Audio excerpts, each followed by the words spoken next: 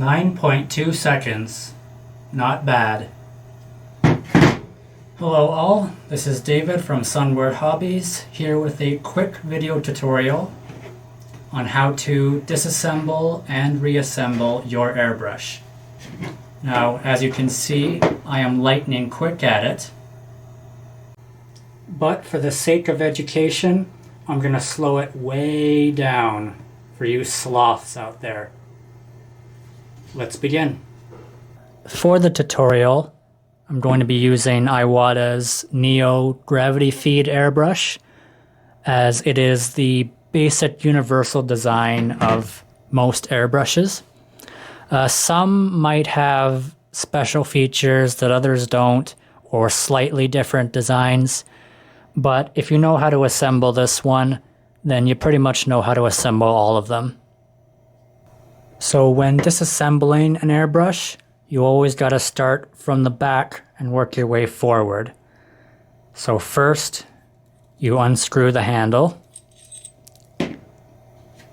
then loosen the needle chuck, slide the needle out. Next, you unscrew the spring guide,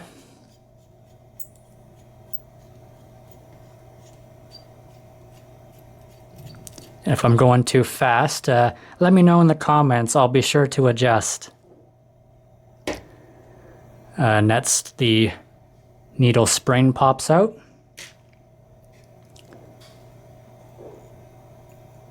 And out comes the needle chucking guide. So that's all the back end out.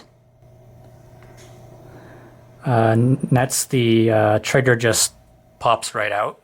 No effort there. And now you can move your way to the front, where you unscrew the nozzle cap. And then the head cap.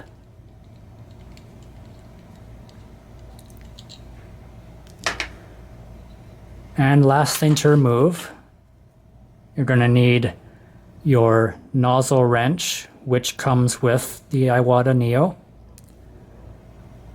Now this part you got to be careful, as the nozzle is made of soft brass and it can easily dent or get a crack in it. So remember the rule, lefty loosey.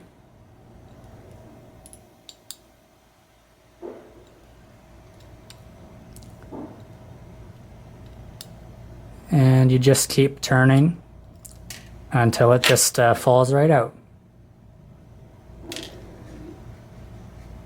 And in case you ever wanted to swap out the cup,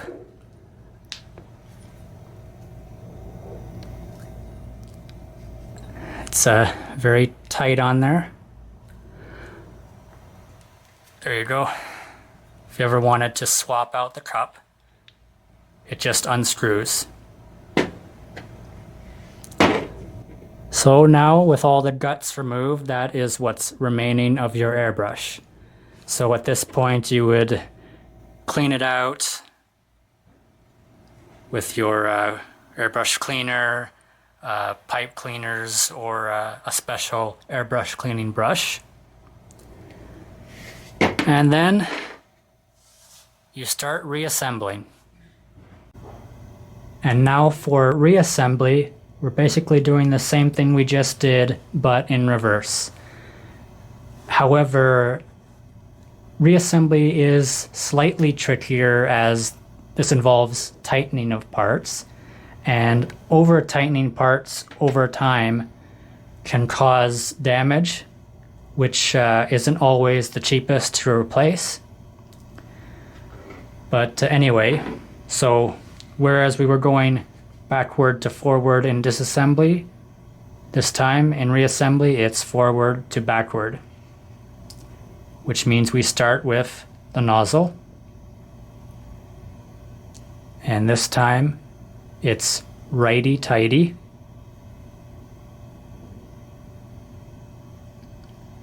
One thing of note is some airbrushes have larger size nozzles that are easier for those who are visually impaired to work with. Speak for yourself. So that's on good enough. Now just go in with the nozzle wrench and gently tighten it. As soon as you feel any resistance, you should stop. There it is. Next, the head cap screws back on. Then nozzle cap. So there's your front end done. Next, the trigger goes back in. And some airbrushes have this little indent in them to show you which end is which. So that is the end facing backward. Now, as you can probably see in there, it might be a little dark, but there is a little push rod in there. That is where this little ball end of the trigger just sits in.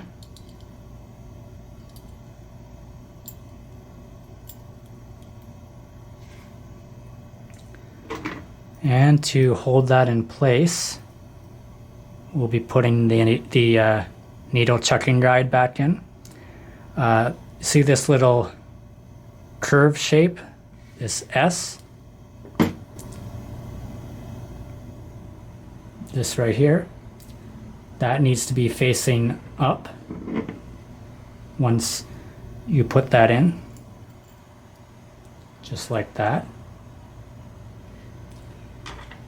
Then the needle spring goes back in. And the spring guide is next.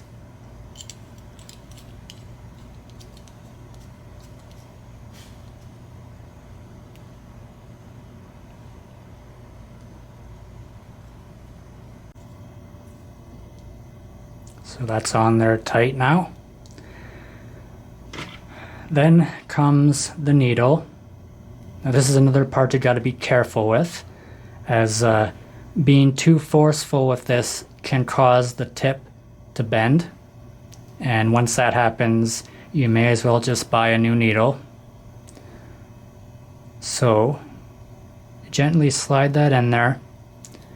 If you feel any resistance, then I would suggest taking it back out and applying some lubricant to the needle, because just forcing that in there is going to cause problems.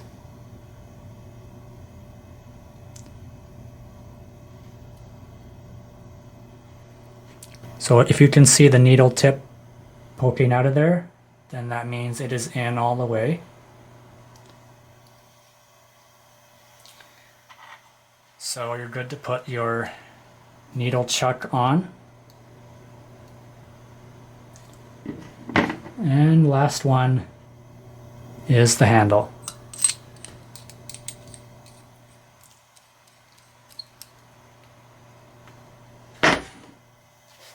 Look at you.